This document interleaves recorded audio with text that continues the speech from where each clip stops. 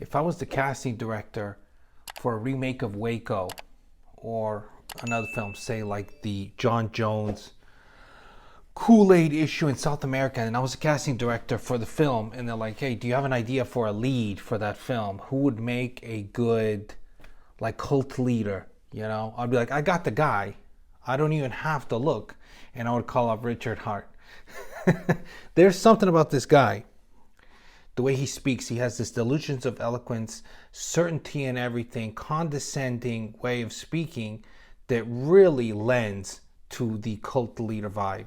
Now, that's just his persona. I remember I first heard and saw videos of Richard Hart years ago. I think I'd already been in crypto for a few years, and he popped up kind of out of nowhere. And I started watching these videos, and just his way of speaking, I'm like, he's gonna do well, like for a certain demographic, because this way of talk. Some people just like being talked down to. It's like the military. Some people like to kind of be controlled in some way and given a lot of structure. And if you preach certainty, it's like a religion, really.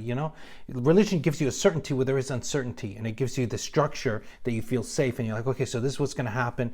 This is how I feel safe. When the reality is, there's a whole lot of uncertainty. And the more you learn and the more experience you gather about anything, the more you know that we don't know a whole lot, really.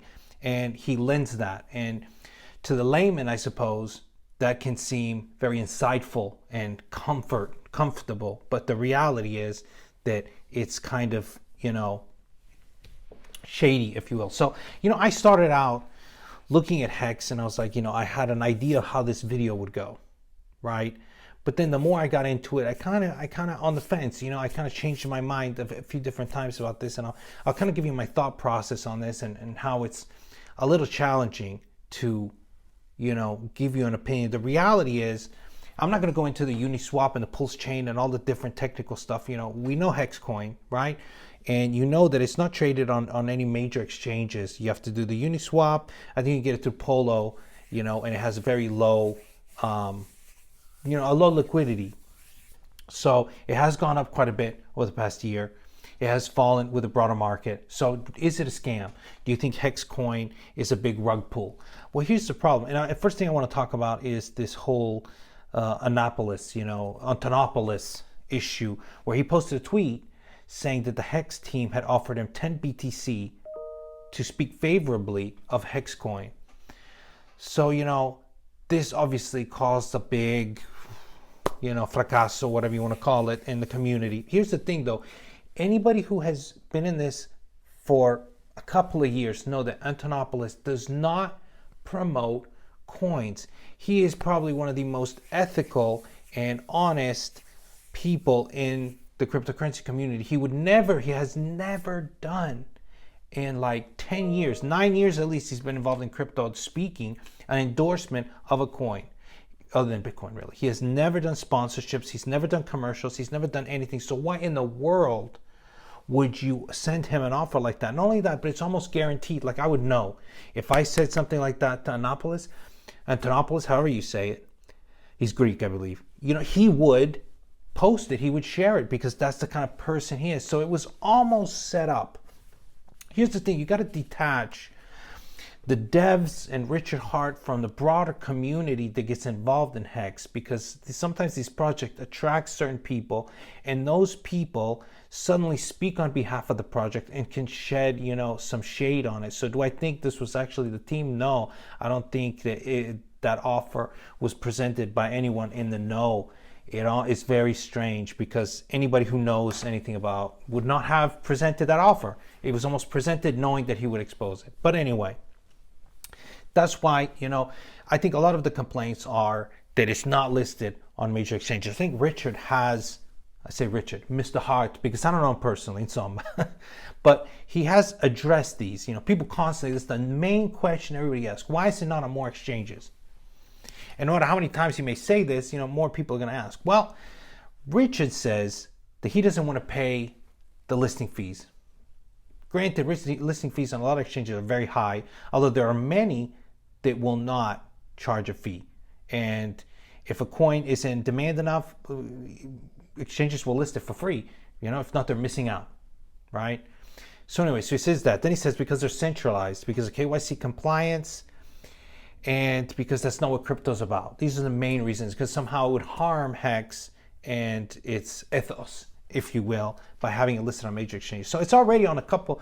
Polo is centralized exchange. So, you know, I don't know how much stock I would put in that. The reality is that it would benefit the community a great deal if it was traded on other exchanges. It would give more liquidity. It would make people feel more comfortable. It would inevitably make the value of HEX grow a great deal. And if you don't agree with the KYC compliance and all this different stuff, that's fine. You're not forcing people to trade on Coinbase Pro or on Binance or any of these places. You're just giving that as an additional option, which options are good, right? You would think so. Another thing people are saying is because, you know, the Genesis wallets hold a bunch of HEX that can be accessed probably, you know, and so the, you know, market cap and volatility, liquidity, all this stuff, these metrics could be false.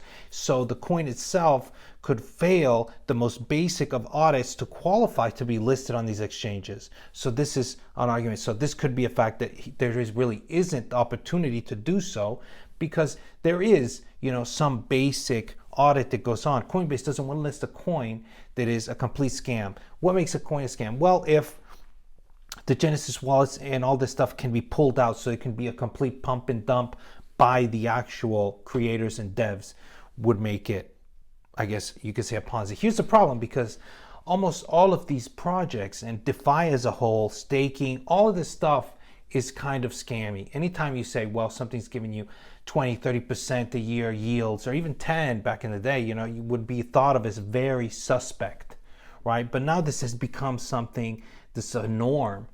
I remember BitConnect and stuff, they were paying, you know, these dividends for staking their coins, holding the coins, and everybody was like, well, that's a scam, you know, you can clearly tell. What made it a scam, really? Well, the main thing was, well, those coins were only traded on their own platform, right? HEX has kind of gone around that by having the Uniswap. It's kind of their own platform, but it's kind of not. You know what I mean?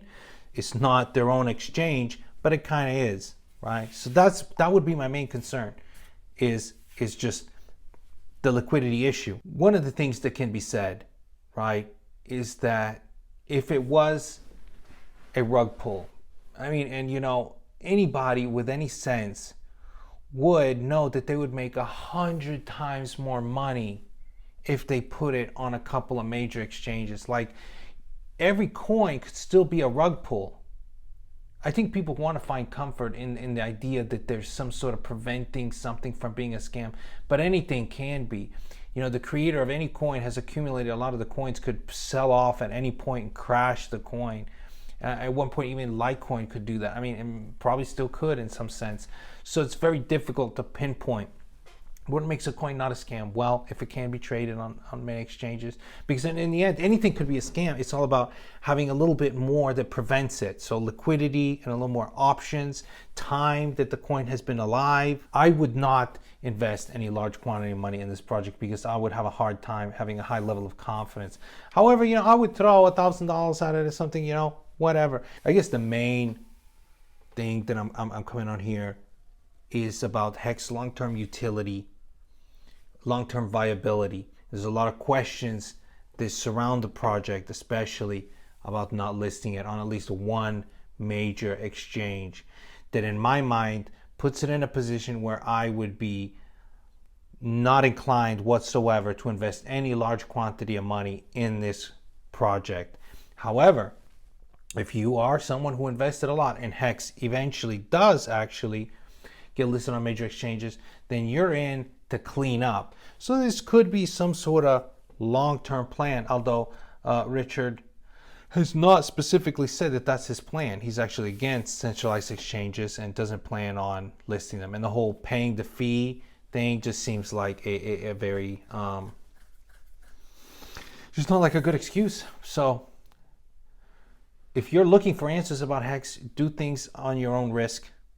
You're going to hear voices and people telling you on both sides. I don't have a horse in this race. I'm not invested in HEX. So I could tell you it's a scam. I could tell you it's not a scam. Here's the thing. Nobody knows for sure, because you don't know it's a scam 100% until somebody runs off with all the money and it crashes and burns. And this can happen even to coins that are not scams. So it is a risk, but there's so many other projects out there. If you're going to put some in, definitely don't put all your money in. So that's my opinion. I would love to hear what you guys think about HEX. Like I said, why? Is HEX going to change the world? I mean, Richard Hart certainly thinks so. But anyway, that's all I got for today. As always, buy red and sell green.